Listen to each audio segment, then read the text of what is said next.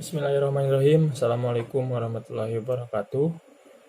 Perkenalkan, nama saya Muhammad Jaki dari kelas 2B NPM 192191052. Di sini saya akan sedikit menjelaskan tentang teori konsep dasar kurikulum dan pembelajaran.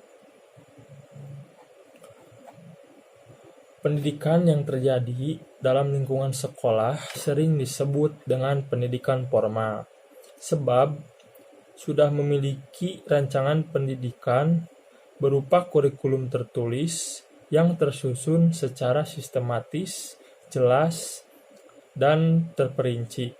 Dalam pelaksanaannya, dilakukan pengawasan dan penilaian untuk mengetahui tingkat pencapaian kurikulum tersebut. Peranan kurikulum dalam pendidikan formal di sekolah sangatlah strategis dan menentukan bagi tercapainya tujuan pendidikan. Kurikulum juga memiliki kedudukan dan posisi yang sangat sentral dalam keseluruhan proses pendidikan. Bahkan kurikulum merupakan syarat mutlak dan bagian yang tak terpisahkan dari pendidikan itu sendiri.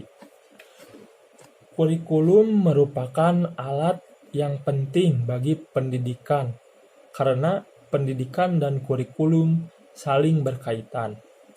Jika diibaratkan kurikulum sebagai jantung dalam tubuh manusia. Jika jantung masih berfungsi secara baik atau dengan baik, maka tubuh akan tetap hidup dan berfungsi dengan baik.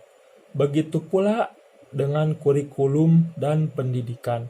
Apabila kurikulum berjalan dengan baik dan didukung dengan komponen-komponen yang berjalan baik pula, maka proses pembelajaran akan berjalan dengan baik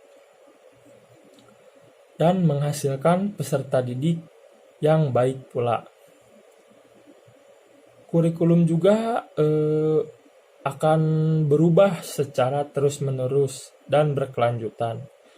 Perubahan kurikulum yang terus-menerus dan berkelanjutan semestinya juga diikuti dengan kesiapan untuk berubah dari seluruh pihak yang bersangkutan dengan pendidikan di Indonesia, karena kurikulum bersifat dinamis, bukan statis. Jika kurikulum bersifat statis, maka kurikulum tersebut merupakan kurikulum yang tidak baik karena tidak menyesuaikan dengan perkembangan yang ada pada zamannya. Disinilah peran guru sangat diperlukan karena pembelajaran dan kurikulum sendiri saling berkaitan satu sama lain. Baik, selanjutnya adalah definisi dari kurikulum dan definisi pembelajaran. Nah, yang pertama yaitu definisi kurikulum. Ada banyak pengertian kurikulum tergantung dari sisi mana memandangnya. Namun, istilah kurikulum pada awalnya digunakan dalam dunia olahraga. Berasal dari kata kurir atau pelari dan kurer atau tempat berpacu. Pada saat itu, kurikulum diartikan sebagai jarak yang harus ditempuh oleh seorang pelari mulai dari start sampai finish untuk memperoleh medali atau penghargaan.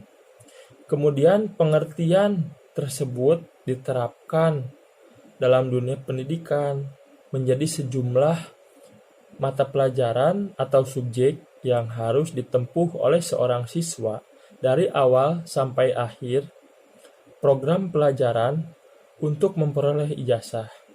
Dari rumusan pengertian kurikulum tersebut terkandung dua hal pokok, yaitu yang pertama, adanya mata pelajaran yang harus ditempuh oleh siswa, dan yang kedua, tujuan utamanya yaitu untuk memperoleh ijazah. Implikasi pengertian tersebut terhadap praktik pengajaran adalah bahwa untuk memperoleh ijazah atau sertifikat, setiap siswa harus menguasai seluruh mata pelajaran yang diberikan dan menetapkan guru dalam posisi yang penting dan menentukan. Dalam konteks pendidikan nasional, secara formal, kurikulum lebih diartikan sebagai suatu rencana atau dokumen tertulis. Hal ini bisa dilihat dari pengertian kurikulum sebagaimana tercantum dalam Undang-Undang Sistem Pendidikan Nasional Nomor 20 Tahun 2003 yang berbunyi bahwa kurikulum adalah seperangkat rencana dan pengaturan mengenai tujuan, isi, dan bahan pelajaran serta cara yang digunakan sebagai pedoman penyelenggaraan pembelajaran untuk mencapai tujuan pendidikan tertentu. Lalu ada definisi kurikulum menurut para ahli. Yang pertama menurut Kerr J.F. tahun 1968, kurikulum adalah semua pembelajaran yang dirancang dan dilaksanakan secara individu ataupun secara kelompok, baik di sekolah maupun di luar sekolah.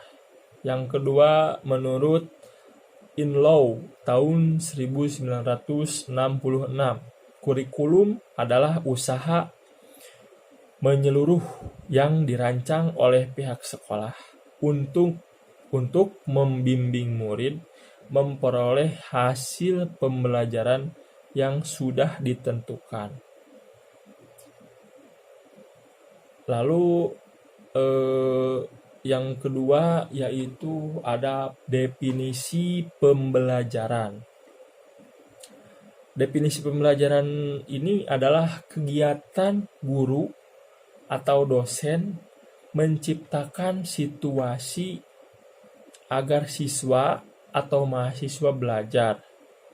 Pembelajaran juga dapat didefinisikan upaya pengembangan potensi atau kecakapan dan kepribadian siswa.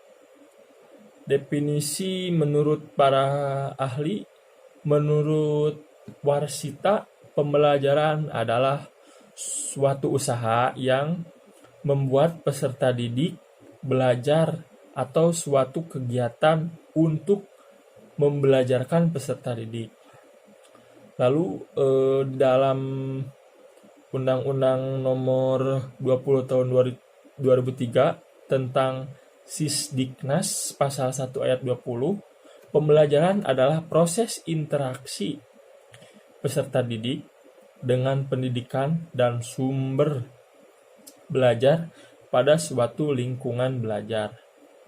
Lalu ada menurut Sujana, pembelajaran dapat diartikan sebagai setiap upaya yang sistematik dan sengaja untuk menciptakan agar terjadi kegiatan interaksi edukatif antara dua pihak, yaitu antara peserta didik atau warga belajar dan pendidik atau sebagai sumber belajar yang melakukan kegiatan pembelajaran. Selanjutnya yaitu keterkaitan kurikulum dan pembelajaran. keterkaitan kurikulum dan pembelajaran memiliki hubungan yang sangat erat dengan kurikulum sebagai bahan tertulis atau program pendidikan dengan lebih menekankan pada operasional proses pembelajaran. Kurikulum berhubungan dengan isi atau materi yang harus dipelajari, sedangkan pembelajaran berkaitan dengan bagaimana cara mempelajarinya. Kurikulum dan pembelajaran merupakan dua hal yang tidak terpisahkan meski berada pada posisi yang berbeda. Belajar sebagai kegiatan inti dan pembelajaran memiliki arti modifikasi atau memperteguh kelakuan melalui pengalaman. Yang perlu digarisbawahi pada kalimat tersebut adalah memperteguh kelakuan melalui pengalaman. Ini membuktikan bahwa belajar sebagai kegiatan inti pembelajaran dipengaruhi oleh kurikulum yang merupakan rancangan pengalaman belajar. Persoalan yang timbul selanjutnya adalah bagaimana menyusun kurikulum untuk kepentingan pembelajaran agar dapat dilaksanakan dengan optimal. Selanjutnya ada perbedaan kurikulum dan pembelajaran. Perbedaan antara kurikulum dan pembelajaran, hubungan dari keduanya merupakan permasalahan yang cukup banyak diperbincangkan. Namun pada umumnya, para ahli biasanya lebih senang menyederhanakan perbedaan definisi kurikulum dan pembelajaran dengan menggunakan istilah apa dan bagaimana. Kurikulum lebih menekankan pada apa yang diajarkan, sementara pembelajaran lebih banyak menekankan pada bagaimana mengajarkannya. Untuk itu kurikulum lebih banyak berisikan pembahasan tentang program perencanaan, isi, dan pengalaman belajar. Sementara itu pembelajaran lebih banyak berisikan pembahasan tentang interaksi pembelajaran, termasuk ke metode, gaya mengajar, strategi, implementasi, dan penampilan mengajar. Jadi kesimpulan dari perbedaan kurikulum dan pembelajaran yaitu kurikulum sebagai pedoman acuan untuk proses pembelajaran, sedangkan pembelajaran merupakan proses penyampaian materi dari pengajar kepada peserta didik. Nah, lalu ada hubungan kurikulum dan pembelajaran. Hubungan antara kurikulum dan pengajaran itu saling berkaitan satu sama lain. Bahkan hubungannya sangat erat. Kurikulum merupakan seperangkat pengaturan yang digunakan dalam proses pembelajaran dan merupakan bagian dari pendidikan. Pembelajaran merupakan inti dari suatu kegiatan pendidikan, di mana dalam pembelajaran ini dilakukan proses-proses pendidikan dari pendidik kepada yang terdidik. Pembelajaran merupakan bentuk aplikasi dari kurikulum. Hubungan antara keduanya sangat erat. Keduanya memiliki keterkaitan yang padu. Tanpa kurikulum, pembelajaran tidak akan efektif. Sementara tanpa pembelajaran, kurikulum tidak berarti apa-apa. Nah, sekian